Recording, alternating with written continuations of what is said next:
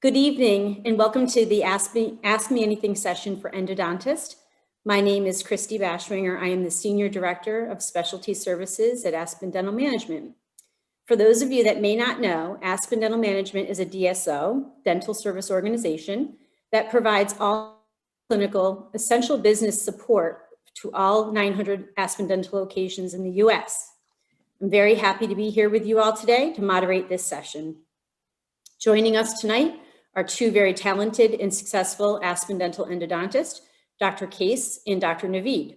In just a few minutes, I'm going to ask them to briefly introduce themselves, tell a little bit about where you cover, where you work, perhaps where you went to your program. My goal today is to help facilitate your questions and help you better understand the Aspen Dental specialty model. I encourage your participation. To ask a question, you're going to use the Q&A function at the bottom of the Zoom screen. Simply click on the Q&A, type in your question, and as they pop up, I'll go ahead and ask the panelists the questions. We do our best to get to all of the questions today. However, if we're not able to do so, please do follow up with our talent acquisition team, and they'll go ahead and coordinate for us to have another session to talk to you with your questions. Some of you did send in some great questions upon your registration, so we're off to a pretty good start. But for now, we're going to go ahead and start with introductions. Dr. Case, why don't you go ahead and get us started? Hello, I'm Emily Case, and I graduated from the University of Iowa, and that was in 2017. And then I started in private practice, and then I transitioned to Aspen part-time, which then transitioned into full-time. So I've been here at Aspen for a couple of years now, and I love it. Awesome. Oh, and I'm in Portland, Oregon. Great. And Dr. Naveed. Hi, everybody. My name is Naveed. I'm currently in Atlanta, Georgia. Before here, I was in Cleveland, Ohio. I graduated in 2017 as well from Case Western Reserve University and did my undergraduate in dental there as well. And I've been with Aspen almost 3.5 years now. Wonderful. So at registration, we had a couple of questions that came in. This evening, as the questions do pop up, I'm going to do my very best to go ahead and try to put them in somewhat of an order so that the story that the doctors are going to share will come across with some order. However, at registration, some great questions did come in. So I'll start out by asking one of the first ones. What are the pros and cons of working for Aspen Dental? And I don't know if either one of you would like to go ahead and take that first question. Go ahead, Dr. K. Okay. I would say the pros are I kind of get to run my own schedule, and I have a lot of flexibility. It's kind of like I am the owner doctor because I get to do whatever I want. But then I also don't have the business aspect that I have to deal with. So I like to go on vacation. And so having the flexibility to make my schedule and schedule things when I want is pretty awesome. But also they don't control what I do. So if I want supplies, whatever supplies I want, they are great. And they've never said no to anything. So I really like that. And they don't dictate treatment. Like I said, it's just me doing what I like to do in the best way that I like to do it. And that's the best thing you can find, honestly. Perfect. And are there any cons that you can think of? I mean, there was a lot of pros that you mentioned, but is there anything that you'd want to share? So I would say the one negative is I travel to like 9 different offices, and I have a certain amount of days I see them each month.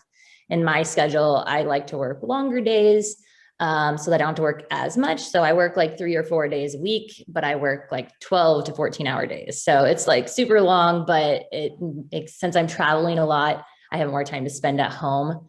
So I would just say the one negative is that I'm not in like one office all the time, which would be really nice, but there's a lot of pros that kind of take over for that. So yeah, I'd say just traveling. One of them probably being the fact that you have more patient demand, right? So the referrals are a consistent stream coming in through those multiple locations. So yeah. That's a trade-off for sure. But Dr. Naveed, do you have anything perhaps a little bit different? Like, what is the overwhelming pro of being at Aspen and perhaps a con? Okay, so I mean, the pro I can think of is definitely the flexibility. You can, come up with your own schedule, time-wise, end days, the dates that you want, and basically based on how busy you get in certain offices, you can go to them more often. There's a lot of flexibility there. Another thing is that you work with a lot of dentists in office, so I think that's another pro, that you're not just by yourself in an island and just see the patients of those dentists. You actually see them and you can work with one another. I think that's another pro. One of the cons, and just like Dr. Case mentioned, you work in a lot of different offices, a lot of different operatories. Some of them may be better than the others, some of them may be smaller. There maybe have been many people in there before you, and the settings have changed. So you have to be very flexible and easygoing for you to not have a tough time. So that would be one of the cons that I can think of. Certainly adaptability, I think is key, right? Being able to do that. And the logistics, I think, overwhelmingly are a common theme amongst our Aspen dental specialists. So I think that you both stated that really well. Perfect. And that was funny because another question at registration was traveling between offices, and it paused for a moment and said, how much travel, how often, and do I pick my schedule? I think you guys briefly touched upon a lot of what we're going to build upon tonight. But again, how much travel, how often, and do you pick your schedule? Dr. Case, would you like to go ahead and you mentioned long days, 3 days a week. So we know your frequency, we know how long you're working, but how about that schedule on a monthly basis? So it just really depends. Like Dr. Naveed said, I have offices that I go to. Well, my best office is Eugene, Oregon, which is 2 hours away from where I live, which is kind of a bummer, but I like it so much that I go there once a week. And there's other offices I go there once a month. Sometimes offices have 2 times a month, but I know how many days per month that I need to go to offices. So I just kind of arrange my schedule how I want it. And there's occasions where I want to take like an entire week or 2 off or something like that. So I'll cut some a little bit short, but for the most part, I'm pretty consistent with the number of days that I've figured out. And it has changed a lot over the time that I've been there, because I've worked hard to like build up some of the practices, and I have outside referrals, not just referrals from Aspen Dental Dentists, but I have outside referrals that have started sending me things. So that really ramps up some of the offices. But as far as like flexibility and scheduling, it's probably the best job you can have as far as that goes. Absolutely. Absolutely. And I think starting out with Aspen, just like if you guys can remember back to when you joined, initially you're relying on, I think, the feedback of your field leadership partners, right? Your regional managers, your directors of operations, to kind of help determine which locations might need more help. But obviously, as you're traveling and building relationships with these teams, you're able to identify the Eugene offices that need much more support.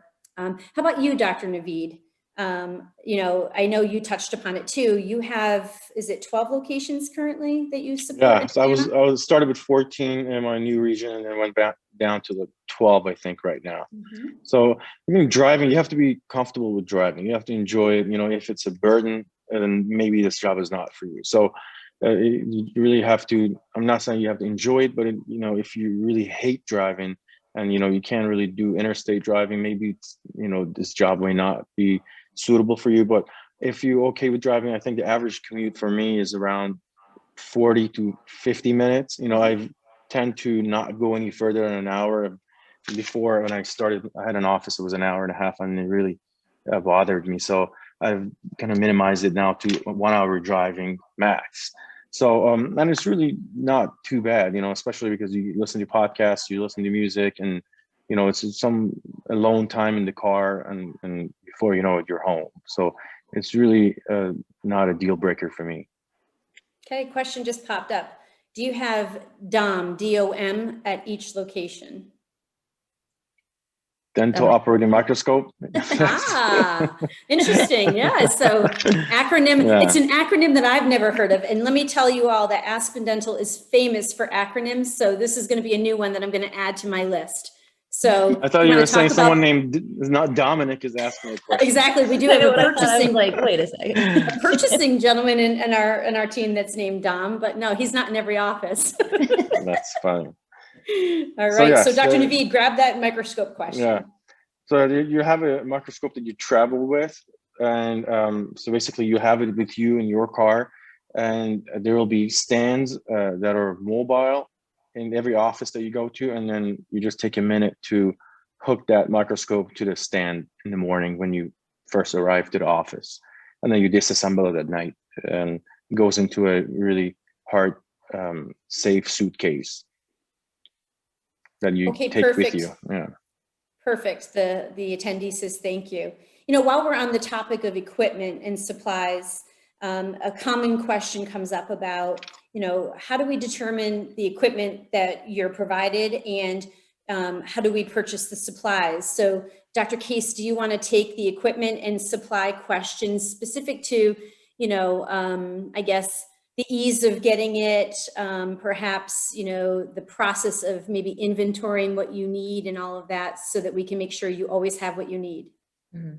So there's a system you can look at. And well, actually, Henry Schein is one of the main vendors that they work with. And so you just go on Henry Schein and find everything you want. And you put it into the Aspen system. Actually, I usually make my list, and then my assistants put it in the system, and they order everything. And I haven't had an issue. There's just tons of things that you can order. And there's different vendors too, like Dentsply, Brasseler, everything, pretty much anything you want, they'll find it somewhere. I would say the one thing that I was concerned about was just having a cone beam.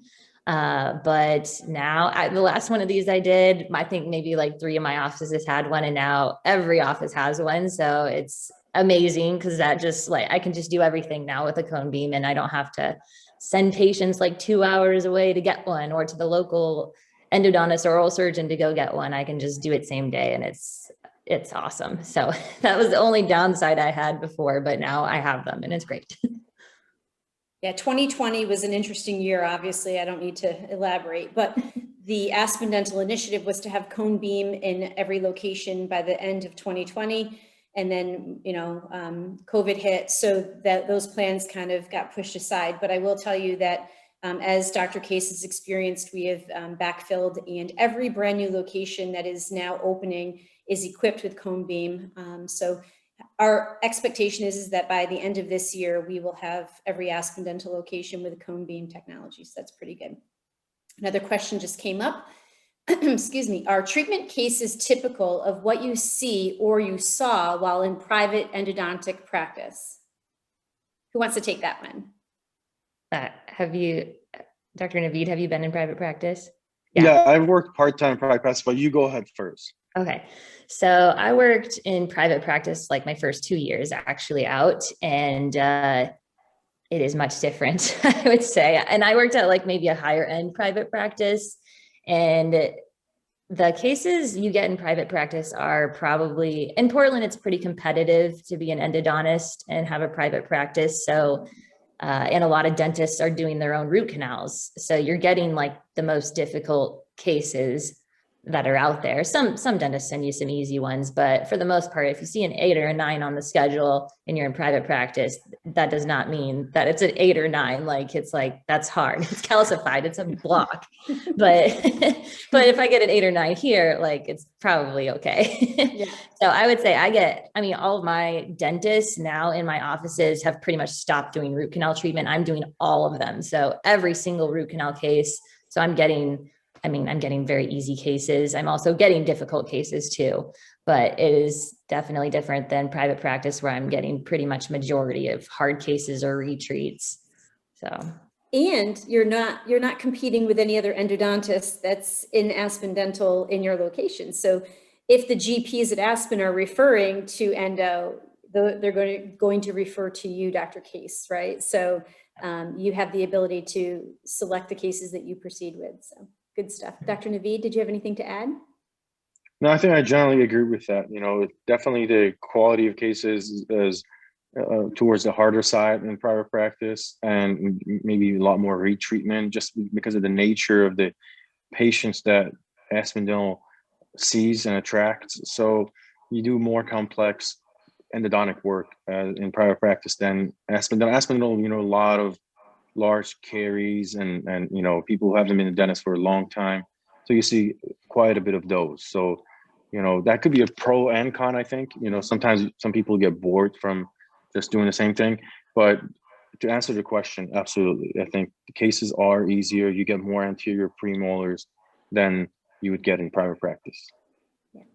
And presumably you could partner with the general dentist at each Aspen Dental location to be very specific about the scope of treatment that you prefer, right? So if you do really enjoy surgical procedures, then you would be able to communicate that as you travel amongst the locations so that they don't assume that all you want to do is the straightforward endo. So I would say it's really going to be customized to which each endodontist prefers. Would you both agree with that? Absolutely. I agree with that. I mean, I think you can, educate your referrals as to what you want to do for sure. Great. Yeah. When I started out, I actually didn't have cone beam. I only had cone beam at one office, and I didn't want to do retreats unless I had cone beam. So if patients were not willing to go somewhere to get a cone beam, or to drive to that office with a cone beam, then I would just say refer them out, because I didn't like doing them without it, because I thought you just can't treatment plan accurately. Things change so much with something that's already been treated. So, but now that I have cone beams everywhere, I do them all. But that's the only thing that kind of had hesitations before. So it sounds like you're pretty busy then. Would you agree, Dr. Case? You must be really busy right now. Oh my gosh. It's like a January 1st hit, and I don't know what happened, but like everybody needs root canals, and I've not had a break. It's insane. Yeah, I would say once the emergency care lifted and states were able to get back to normal protocol with providing dental care, I mean, with the additional restrictions that we had to follow, I think that the business ramped up really quickly. And what I saw was that the specialist schedules were really busy following the return after COVID last year. So Dr. Naveed, hi, Dr. Naveed. This is Dante Amalati. We graduated CWRU together. I'm a left-handed provider. Are the offices equipped to switch operatories to accommodate us lefties? I think you could. I mean, you may have to change it if there's a right-handed provider. What's up, Dante? First of all, hey, good to see you, buddy. Long time no see. I assume you're an endodontist now. That's awesome, buddy. I'm going to reach out to you. So if the existing dentist who works in that office, who uses that room, is right-handed, then I guess you have to, every time you go to the office, you have to just flip the chair. That's basically, and you can have your assistant do that before you go. So I don't think it will be a deal breaker, but it will be one extra step for the assistant to switch. But there won't be a dedicated left-handed chair available unless the dentist who works in that office is left-handed. Dr. Case, are you a lefty by chance? I am not. No. I'm assuming you can just like flip it around. Yeah, just in case. Regarding compensation, as a military dentist, I receive medical benefits. Is there an option to negotiate the percentage of compensation and not take medical insurance provided by Aspen? I can take that one. And again, I would say that, you'd be employed by the owner doctors in each of the areas or territories. The percentage at Aspen does not change. It is universal. So all the endodontists across the nation are on the same, whether they participate or not.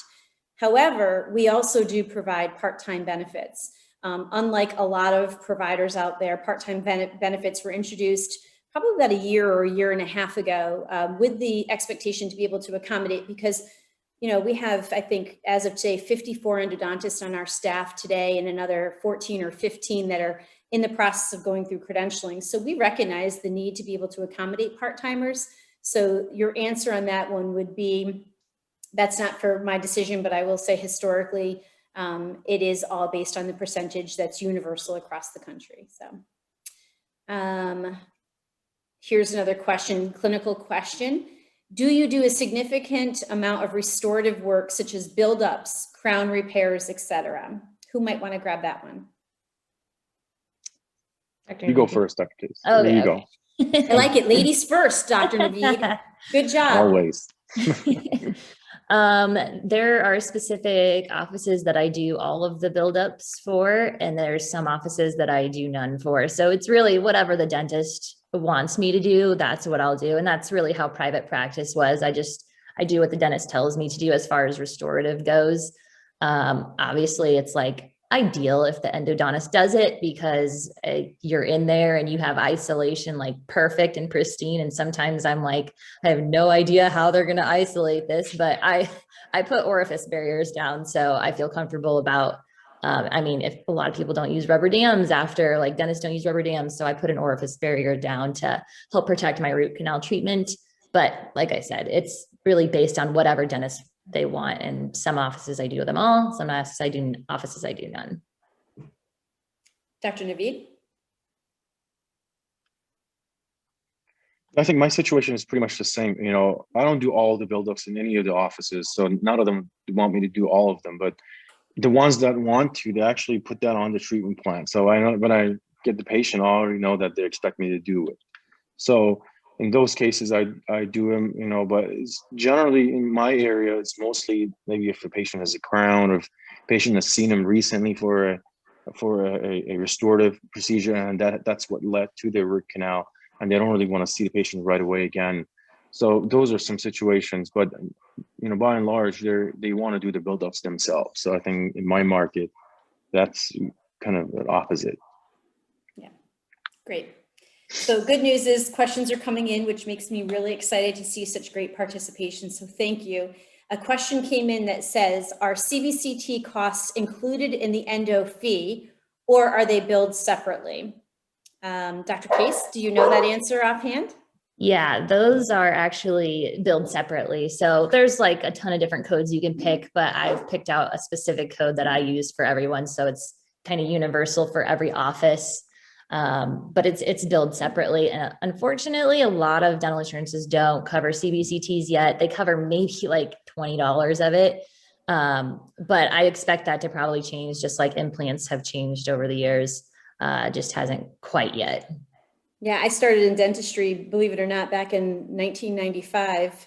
And I have to tell you, implants were something that would never be covered by insurances. So I totally see that change over the last 20 some odd years. So Dr. Naveed, how do you handle a CBCT if you have any barriers that are presented? Is that common for you that happens? So my offices, a lot of them just recently got CBCT. So the ones that I commonly do it is basically on a case-by-case basis that I actually bill the patient, you know, so it's not automatic added to their treatment plan in my area. You know, that's something I'm going to look into now that Dr. Case said that. But, you know, I think it's for example, the retreatments, you know, if there's a resorption surgery, if the case needs it, I'm going to make sure that, you know, the patient bears the cost, you know, but a lot of times, you know, with the patients that we get who maybe have limited funds, I don't let that be a deterrent, you know. So a lot of times I take the CBCT and just not charge for it, you know. So that's been my model. I guess I'm yet to figure it out because I think that's a perfectly honest answer, and I think the autonomy that you're awarded to be able to make that decision, right? So from a clinical perspective, if you need it, then we want you to have it. And then you can tell your team how you want us to handle that billing, you know, whether it's going to be charged or not charged in certain, you know, situations. Now, I will say that I think we should always present it to the patient and then deal with it only if it becomes an issue, right? Another question to piggyback off of this CBCT, and I don't know the coding, and Dr. Case, you may or may not know this. It says, are you taking 0364 or 0380 for CBCT? So hopefully you know what that means. Yeah, I do 380, but I think I don't really know exactly why. I think insurance started to cover that one a little bit more than the other one. And I think maybe it was cheaper than the other one. And it's like $200, a 380 code. I think the other one might be a little more expensive. So yeah, I do the 364, and I think it's around 260. You know, that's usually what it comes down to. Gotcha. Well, good. So it's both, I guess, or whichever you prefer. You know, a common question is all about clinical autonomy and decision-making, and do you truly have the clinical autonomy and decision-making as an endodontist at Aspen? So the question, do you have both autonomy over treatment planning and case selection? I think you both touched upon it briefly, but we'll we'll elaborate a little bit more. That might be, let's say an Aspen Dental dentist refers something to you and the prognosis is questionable. How would you handle that situation? And, is it common? I can take that or start at least. I treat every single patient the same, and it doesn't matter that they've paid for root canal treatment before they see me, because that's required to get on my schedule since I'm so busy. I treat them all the same. So I give them their options. I tell them their prognosis. I explain the things that could hang up their favorable prognosis, and I'm very honest with patients. So if they refer something to me and I don't think it's something that's going to have a good prognosis, I will tell the patient and I'll tell them why, and I'll let them make the decision. So just because they show up in my chair doesn't mean I'm going to do a root canal treatment. I treat every single patient the same. Perfect. Dr. Naveed, anything different that you might add to that? No, I think all these years, I haven't had a single Aspen Dental dentist come in and questioning, or confront me about my treatment plan. They all respect you, and they really respect the knowledge that you bring to the table, and they really want your opinion. So it's never been a point of contention. And for me, as almost every time when you explain your thought process and the reasons, they often agree with you. Or if they have a point, they make a point, and if it makes sense, there's been times that I've changed my treatment plan because they have a point. They're saying, their reasons. So I think it's a very friendly relationship. If you can have one, and if you have it, then you really don't have anything to worry about as far as anyone changing your treatment plan. And at the end of the day, anytime you're not comfortable, you don't treat. It's just as easy as that. Yeah. Completely agree. I think relationship management with the doctors is key. It's a mentorship for a lot of these GPs too. And I will tell you that working on the specialty team and specifically trying to place endodontist for the GPs, they're thrilled to have you. When we are able to assign an endodontist to a group of offices, the general dentists are over the moon excited about it. So I think that that would just reiterate what Dr. Naveed said, that it's a very friendly and lots of respect there. So good. Great question comes in. How many patients are you expected to treat per day? So that leads me to think that perhaps there's a misunderstanding about if there's a quota to the number of patients. And do you have to finish everything in one appointment? Dr. Case, we'll go ahead and start with you. So number of patients you're expected to treat, and do you finish everything in one session?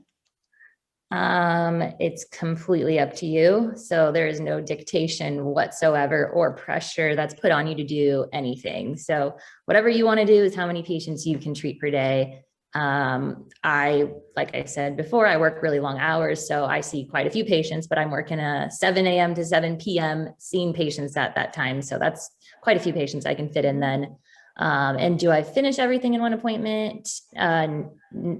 I would say for the majority of the cases, yes, I finish them in one appointment. There are cases that you just can't, you need a second appointment to find a different canal, or it's just draining and you can't get it dry. I won't finish those. But I would say for the majority of them, I do finish them in one appointment. Dr. Naveed, anything to add? No, I think I concur that, and my practice is the same way. Almost 95% of my cases are finished in one visit, and the number of patients you can see is totally up to you. I think in general, there's always more patients that you would want to see. That's always the case, rather than you not being busy. I think that's how I would put it. Yeah. So I can also speak for brand new endodontists that join Aspen Dental. Being one of the directors on the specialty support team, upon hiring a brand new endodontist to come to Aspen, we assign you a onboarding manager. And that role of that onboarding manager is to help to partner with you through the entire process of ordering, to schedule preferences, your do's and your don'ts. What don't you want? How much time do you anticipate needing per procedure? We create individualized templates for each endodontist or each specialist that joins Aspen Dental, and those are shared amongst all of the offices that you support.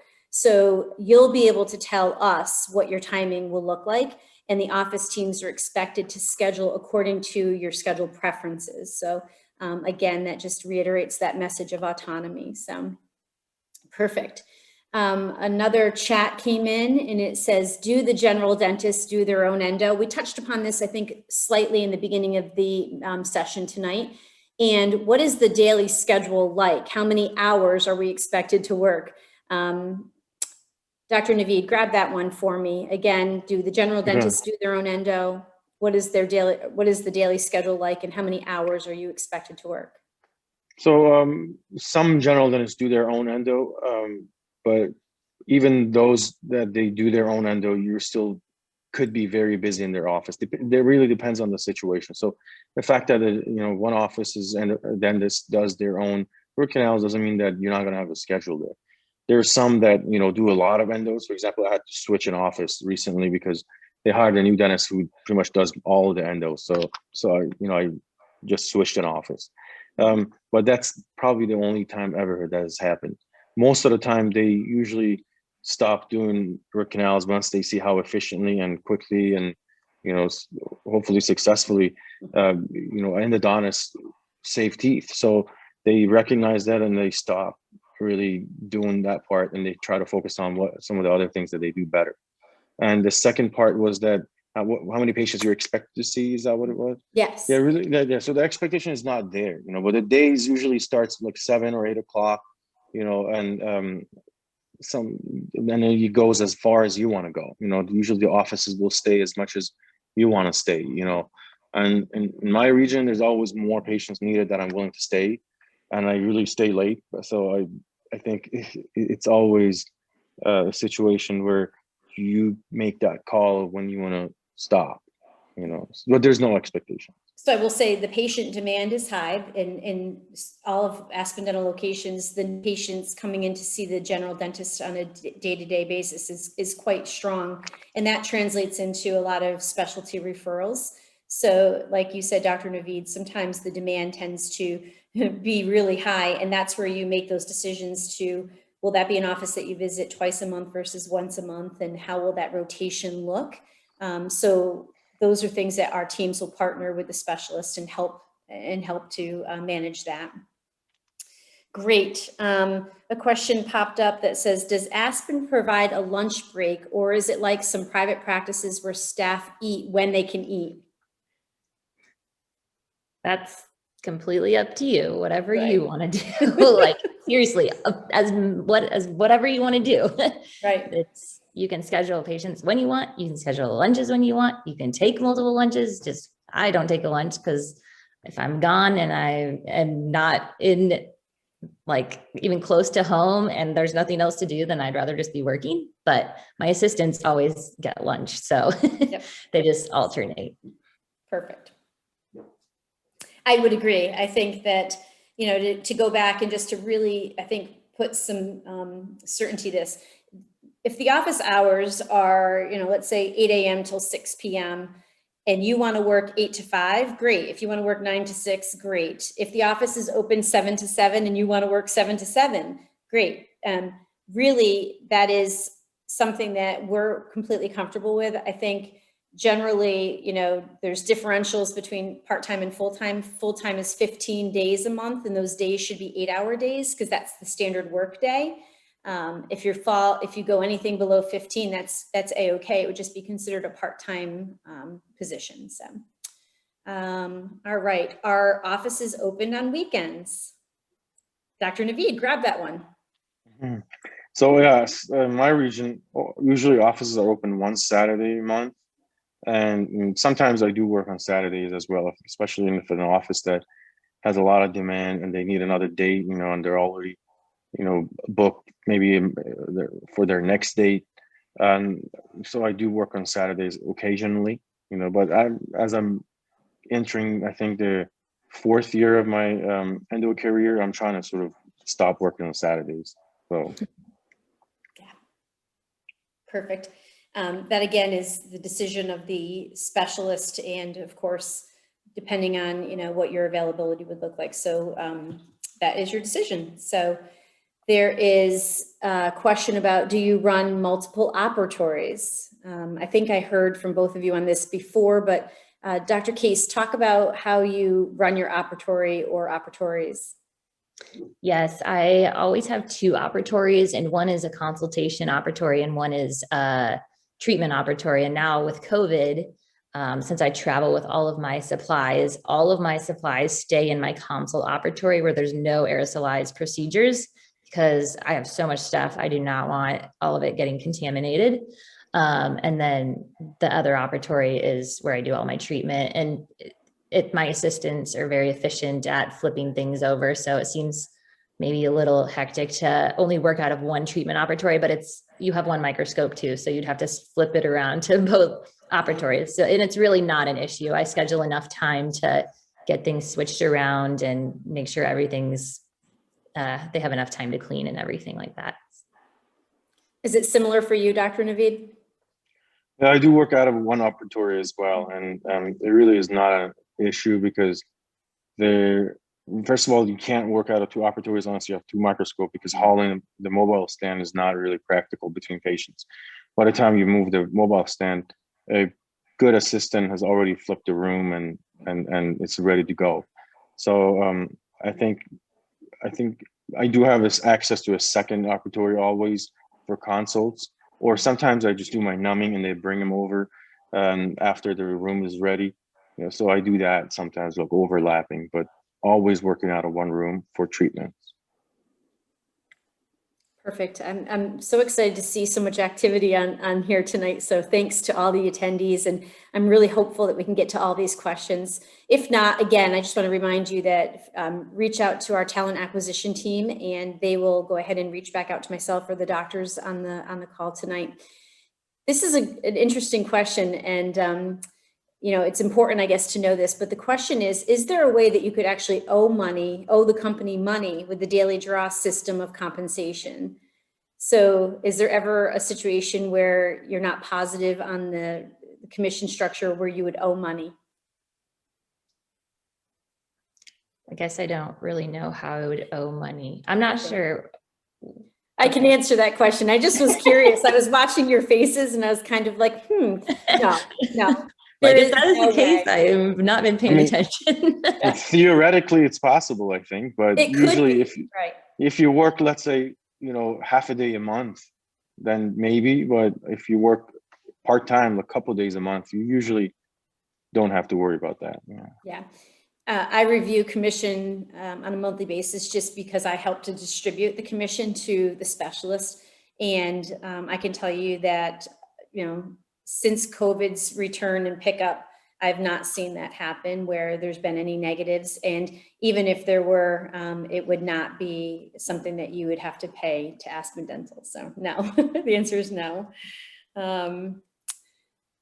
But good question. Who's handling the after-hour emergencies in the offices, the GPs or you as the endodontist? I like to handle my own. Like, if I see the patient, I like to handle the post-op. So I just tell everybody, all my offices know if the patient's having a problem, email me, text me, and I'll call the patient and reach out to them, and I'll get them on a schedule for a post-op, or I'll just tell them to put them on for a post-op. But if I've treated them and it's something that I prefer to see them. It might be different for everybody. You could probably choose, but I just like to make sure I've taken care of my patients. Dr. Naveed, do you have an opinion, or how do you specifically handle any after-hour issues? So, you know, after hours, they always reach out to the office, and usually the offices get in touch with you, you know, and you be the point of contact. That's how it's been for me ever since. So I guess to answer the question is that, yes, you handle your own emergency. Now, let's say you may be in an office 55 minutes away from your house, and you're not going back to the office for another 3 weeks. So if that's the case, they usually go back to the dentist just so, you know, they can see if there's anything like life-threatening or is anything major going on that needs to be addressed. If not, you can see them in a closer office that you may be going sooner, you know, and sort of figure out. Usually I give them a call and try to gauge what the issue is. And and handle it that way, you know. Yeah. But it's never been a case where you have any trouble. Usually between you and the owner, the working dentist in that office, you'd be able to handle whatever comes your way afterwards. I agree, and I think that's absolutely spot on. But in addition, now we've really grown accustomed. You know, tonight's event would typically be a live event, right? So technology has come quite a far. You know, it's been part of our lives now for the past year. So I would also say leveraging technology, being able to communicate with the general dentist. If you're not close enough to be able to maybe stop back to an office or send the patient to a neighboring location, then utilization of technology is always a possibility as well. So Dante, you're very active this evening, and I'm so excited because look at Naveed's smile. That's awesome. You know, I can almost answer this one, but one of the questions popped up. Can you discuss your templates, your treatment templates? How many minutes for anteriors, premolars, molars, and apicos? I think it's going to differ and vary based on provider, but if Dante's interested in kind of hearing from you folks that have been with Aspen for, you know, a few years, that would be great for you to kind of give us a quick rundown of what that looks like. Yeah, ladies first, Dr. Case. I can start. Well, when I first started, I was doing anteriors and premolars for an hour and then molars for an hour and a half. But since COVID started, I've changed everything just to an hour and a half, just to make sure there's enough time in between for like extra cleaning and everything. But I actually like it a little bit more. So I'm going to stay with it. I do an hour and a half for treatments, all back to back in one column. And then I have an overflow column that I put consults in for 30 minutes where I overlap them with the end of a treatment appointment and the beginning of a treatment appointment for like 15 and 15. So usually I'm done with treatment before an hour and a half. So then I'll just run over, do the consults when they're flipping my room, and then I go back into another treatment. So if it's a packed schedule, it's a busy day and I don't really have time to write notes, but my assistants work on getting the notes in, and then later I go in and edit everything. So that's worked pretty well for me, but it's up to you. You can make the template however you want. Yep. How do you work, Dr. Naveed? I think my standard is 30 minutes for anterior and premolars and an hour for molars. Now that includes retreatments too, so it doesn't always turn out to be correct timing, and you know, you try to compensate as you go, you know, so you're most likely a lot of days you have an anterior or two in there in the middle of the treatment that you can catch up some time, and I overlap rooms also, so usually it's not a problem. But to answer the question again, 30 minutes for premolar anterior, an hour for molars. Yep. Yeah. So what I want to point out is that both Dr. Case and Dr. Naveed, both very successful in the Aspen Dental endodontist program. So you'll see here that varying ways of handling their schedule, but both outcomes are extremely successful. So I think that that really is just a testament to the fact that you have a lot of decision-making and feedback when it comes to how you want to run this business with Aspen as your partner. You know, going along with that, there's a question that says, is there mentorship programs or some kind of additional training for new endodontists wishing to pick up speed? Dr. Naveed, I'm going to ask you to take this one because obviously I think you are on the cusp of understanding kind of that direction. Right. Well, I mean, yes, there is. If you reach out, there are plenty of endodontists in the company, and you know, as we have meetings like this, you'll meet others, and there's, you know, those who maybe do things the way you want to do. You can always reach out, and you know, everyone is pretty friendly and will help you out. So I think yes, the opportunity is there. You know, I mean, no one's going to approach you, but if you ask, it is definitely going to be there. You know. Great. So we're getting close to 45 minutes. And normally by this point, the questions are kind of slowing down just a little bit. So I think we're going to probably just continue on for just a few more or a couple more questions here. It says here, how does compensation work? And I'm going to start by saying the compensation model is something that I think would be able to be reviewed with you during an interview process. I think that we would just share screens, be able to really dissect, answer questions specific. Again, there's nothing to hide, very transparent on the commission structure, but it's not just cut and dry and simple. But what I'd rather do is, perhaps, since both of our endodontists have worked in the private practice sector, is ask both of you to consider, your commission structure, compensation structure prior to Aspen Dental and today, and basically how it compares, and obviously if it's yielding the positive result, which clearly is retaining you. So let's start with Dr. Case in this example. We'll go ladies first again, about the comparison of commission and obviously your earning potential. Yeah, my percentage is exactly the same as it was in private practice. So very competitive.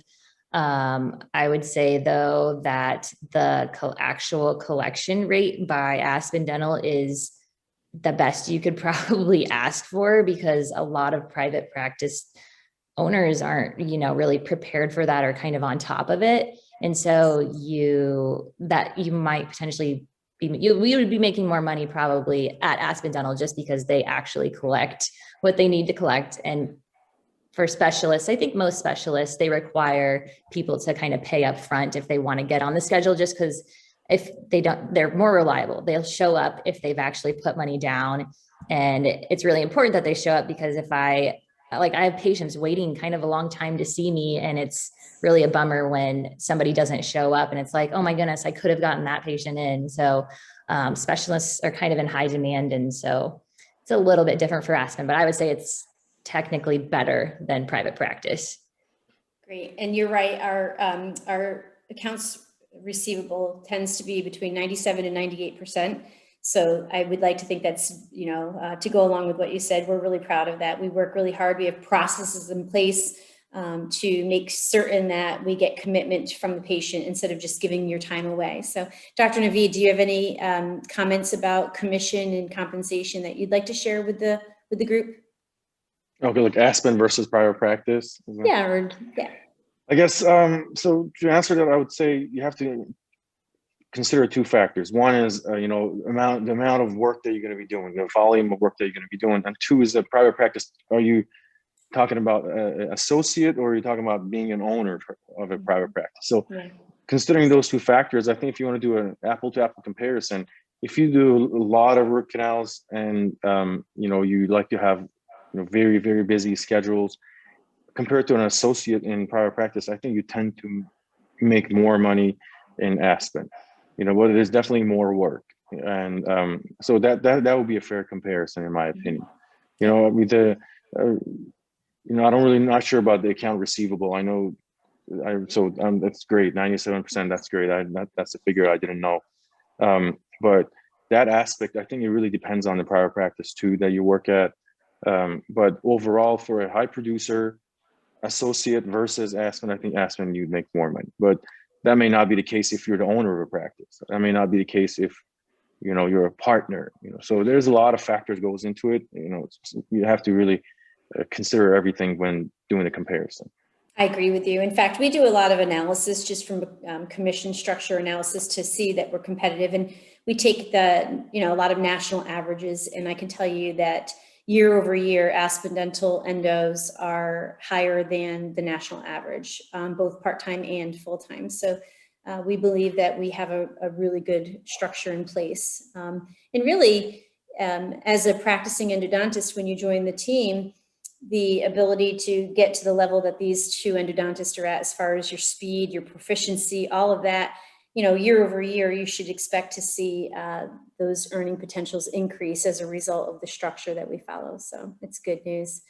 First of all, I want to make a comment that came over. It says, and again, I'm going to just use Dante as Dr. Dante. He is a friend and co-worker of our endodontist, Dr. Jason Beam in Missouri as well. And I will say that he is ecstatic to reconnect with you, Dr. Naveed. So that's awesome. That's cool. I think that that's a pretty nice outcome of tonight's session as well. There's, a final question here. I'm going to ask this question of both of you because that would probably wrap up our session and get us closer. But I thought that it was a really fitting question to wrap up. It says, what made you switch from private practice? What made you come to Aspen Dental? So Dr. Case, tell us about that transition. You know, what I'm also interested in is, you know, a common question comes up is, what did your colleagues think of your decision? Did you get any feedback from colleagues? So, you know, what was the switch and what did people think about your decision? So I'm so sorry. Hey, that's the life we live in now with technology, right? Yes, I think my husband's home. Actually, maybe have Dr. Naveed answer real quick. Dr. Naveed, you're going to go first. I see. So I mean, I'm not in the best place to answer that question because I didn't switch, you know. So I really not sure how to put it that way, but it definitely here's how I would say. It definitely has its pros compared to private practice. You know, you're your own boss as opposed to being an associate somewhere where you will have a senior endodontist that you may get along or you may not get along, or you may get along sometimes and sometimes not. So that's one of the definitely the positives, you know, but you have to be flexible. It's a traveling job. You have to be very adaptable. You know, if you're a fussy patient who loses, not fussy, endodontist who, you know, loses patient quick and you really want to have everything your way, then maybe this is not the job for you. But if you're, you know, adaptable, you're quick to really compensate and figure things out on the fly, then, you know, this could be a very enjoyable job, you know. But, you know, my story goes that, you know, really this was the only job in town that could really support the amount of root canals I wanted to do. And that's why I joined Aspen initially, you know. And I guess, yeah, the feedback from friends and family, you know, they really didn't know much. They thought that, you know, I would never do something like that, but they really didn't know much about it. I think myself, I would have never thought about it either, but definitely after joining, a lot of views changed, you know. So that's just kind of the best I can answer that question, because I didn't really make a switch from private practice, although I worked in private practice as a part-time while I was in Aspen. So I did both and saw the, you know, a little bit of both worlds. So that's how I would answer that question. Great. Yeah. So I started in private practice and then like wasn't quite busy enough for how many doctors there were. So I picked up Aspen part-time, and then I don't know, I just liked it enough where I ended up just transitioning to it full-time instead of that, because I mean, I really wasn't busy at the other place. So it really kind of was a waste of my time. And I'm all for keeping my own time, you know, like if I'm not doing anything at work, I'd rather be at home. So that's why I ended up transitioning. And I was very hesitant at first, actually, even picking it up part-time, because you just hear so many things about corporate dentistry, and it scared me for sure.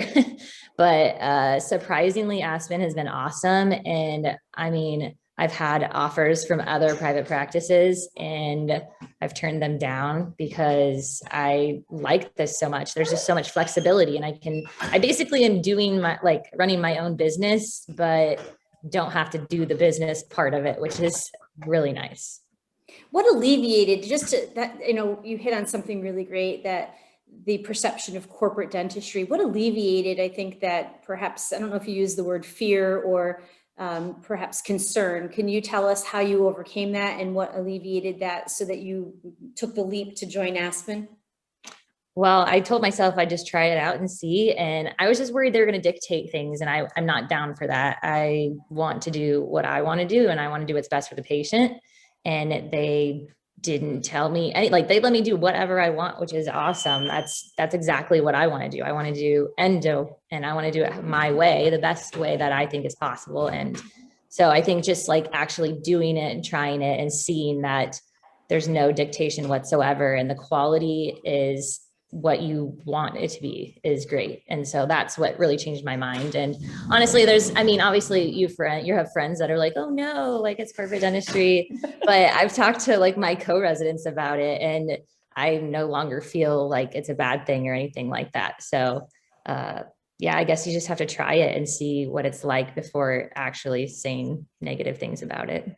Right. Don't judge a book by its cover or what other people perceive. I think that's a great, you know, statement for you to say, is that give it a try. You never know. And the idea that you can run your business inside of a network that gives you patient referrals and state-of-the-art equipment and no expenses to come out of the gates, right? You don't come in and have to put yourself further in debt to go ahead and get started with Aspen, because we equip you with all brand new equipment and supplies. So I think that there's a real compelling reason to do that, is to give it a try.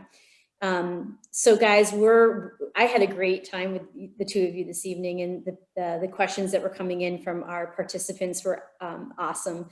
So, in closing, I just want to say thank you to our panelists, to Dr. Case and Dr. Naveed, for participating again in our Ask Me Anything session. And for all the participants that continue to type in questions, I thank you very much for making my job fun and really easy tonight. If you are interested in speaking to one of us about a career at Aspen Dental, please make sure to reach out to our talent acquisition team. You may have been partnered with somebody that helped to get you to participate in tonight's event. I would say please let them know. If you haven't scheduled an interview yet, we would love to meet you. I hope you all have a wonderful evening, and I hope that we get a chance to connect again. And Dr. Naveed, you better look up Dante soon and reconnect outside of tonight's event. So. All right, guys. Well, enjoy your evening again, and I thank you. Have a nice evening.